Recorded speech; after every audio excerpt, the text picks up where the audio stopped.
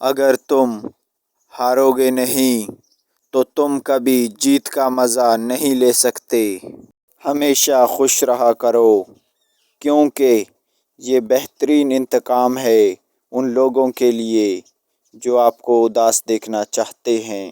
بھاگو مت، آج کا دن سخت ہو سکتا ہے، کل کا اس سے بھی سخت ہو، مگر بالکل ممکن ہے کہ اس سے اگلا دن روشنی بن کر آئے۔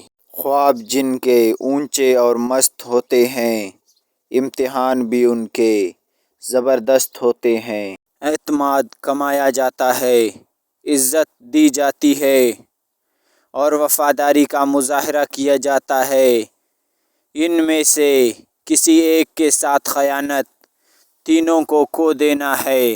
اگر آپ اپنے مقصد کو پانے کے لیے سخت محنت نہیں کرتے تو جو آپ کو نہیں ملا اس پر غمگین نہیں ہونا چاہیے۔